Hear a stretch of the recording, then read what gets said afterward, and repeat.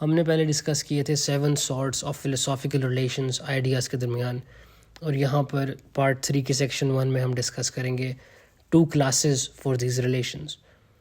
यूम illustrate करता है 2 categories, 2 classes in relations के लिए। और पहली कैटेगरी जो है वो उन रिलेशंस की है that depend entirely on the ideas being related, और सेकंड कैटेगरी ऑफ रिलेशंस उन रिलेशंस की है जो चेंज हो सकते हैं even without their being a change in the ideas related. जो हमने 7 फिलोसॉफिकल रिलेशंस पढ़े थे उनमें से 4 फर्स्ट कैटेगरी में बिलोंग करते हैं, जिनमें आते हैं resemblance, contrariety, degrees in quality and proportions in quantity और नंबर। और जो बकाया 3 हैं, identity, time and place and causation, वो सेकंड कैटेगरी में बिलोंग करते हैं। यूम कहता है कि ये जो रिलेशंस हैं ऑब्जेक्ट्स के दरमियान, ये इनहेरेंट नहीं होते इन ऑब्जेक्ट्स में, रादर ये हमारे माइंड में फॉर्म होते हैं। और अगर हम कॉज एंड इफेक्ट की स्पेसिफिकली बात करें तो they are obtained by means of our memories. Hume कहता है there is no single phenomenon even the most simple which can be accounted for from the qualities of the objects as they appear to us, और which we could foresee without the help of our memory and experience. अब section 2 पे हम आते हैं, जिसका नाम है of probability end of the idea of cause and effect. यहाँ पे ह्यूम कहता है कि किसी भी आइडिया को परफेक्टली समझने के लिए हमें उसकी ओरिजिन का पता होना ज़रूरी है, और हमें ये पता है कि आइडियाज़ इम्प्रेशन से आते हैं, दे ओरिजिनेट इन इम्प्रेशंस। तो एक आइडिया को फुली समझने का मतलब है कि हम उन इम्प्रेशंस को समझें जहाँ से ये आइडिया आया, उसका हम प्राइमरी इम्प्रेशन अनकवर करें जहाँ से वो अराइज हुआ है, और इसी तरह जो आइडिया है और वो जो रीजनिंग है उसमें क्लैरिटी आती है। तो कॉजेशन का आइडिया समझने के लिए we must trace it back to its impressional origins, और कॉजेशन की ओरिजिन समझने के लिए हमें कोई कॉन्क्रीट एग्जांपल, कोई concrete instance of a cause and an effect को कंसिडर करना पड़ेगा। हमने सेक्शन 1 में अभी ये देखा कि कोई भी रिलेशन ऑब्जेक्ट्स के बीच में उन ऑब्जेक्ट्स में इनहेरेंट नहीं होता एज अ क्वालिटी, लेकिन हमें ये भी पता है कि कोई भी ऑब्जेक्ट जो हमने आज तक इनकाउंटर किया it has already obtained the relation of cause और इफेक्ट। लेकिन दूसरी तरफ हमें ये भी पता है कि कोई भी यूनिवर्सल क्वालिटी नहीं है जो सारे ऑब्जेक्ट शेयर करते हैं, which explains why all of these objects are already causally related. तो बजाय कि हम कॉजेशन को एज ए क्वालिटी किसी एक ऑब्जेक्ट में देखें या 2 ऑब्जेक्ट्स में देखें, we must find causality as a relation between things. Um यहाँ पे नोट करता है कि फर्स्टली इन सब केसेस में जहाँ पे ऑब्जेक्ट्स कॉजली रिलेटेड हैं, they are to be found continuously in time and space, और डिस्टेंट ऑब्जेक्ट्स के बीच में जो कॉज रिलेटेड हमें लगती हैं they are really linked by a chain of intermediate continuous causes. और अगर हम इन डिस्टेंट ऑब्जेक्ट्स के बीच में एक complex chain of causes determine हम नहीं भी कर पाते, अगर वो जाहिर नहीं भी है एक कॉम्प्लेक्स चेन ऑफ कॉजेज़, तो हम फिर भी प्रिज्यूम करेंगे कि एक कोई चेन ऑफ कॉजेज़ होनी ज़रूरी है for these to be causally related. तो कंटिग्विटी पहली क्वालिटी आप कह लो हो गई इन कॉजेलिटी।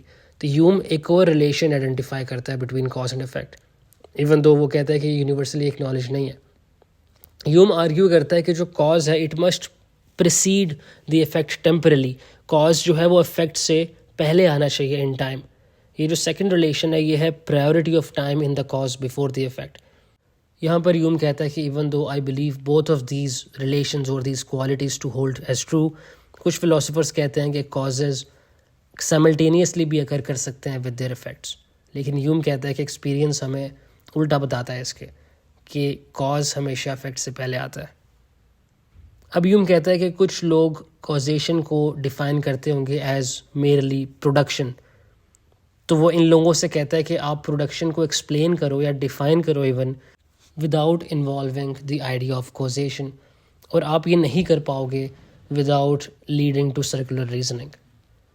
ह्यूम फिर कहता है कि जो रिलेशंस हैं कॉजेशन के अंदर वो सक्सेशन है और कंटिग्विटी हैं, और हमें इनके साथ साथ एक नेसेसरी कनेक्शन भी चाहिए, क्योंकि एक necessary connection cause related objects के बीच में एक एसेंशियल फैक्टर है determining which objects are cause related. वरना अगर तो एक नेसेसरी कनेक्शन ना होता तो ऑब्जेक्ट ए ऑब्जेक्ट बी के साथ रिलेटेड होने के बजाय ऑब्जेक्ट सी या डी के साथ भी हो जाता। तो एक डिटर्मिनिंग फैक्टर, एक एसेंशियल फैक्टर ज़रूरी है which we call a necessary connection between these objects.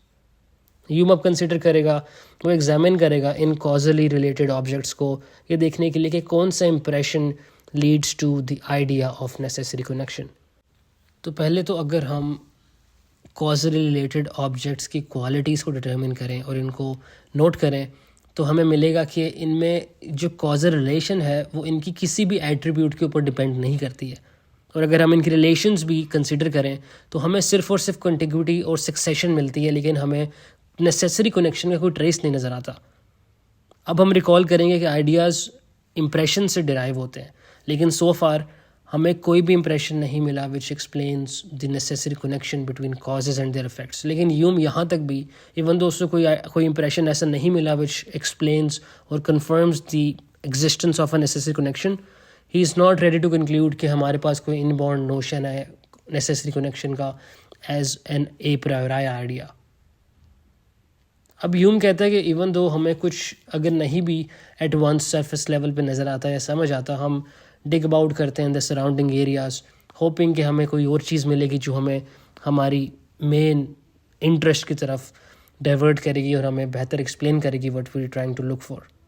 तो वो दो क्वेश्चंस पूछता है जो हमें आसानी पेश करेंगे to better understand the idea of a necessary connection.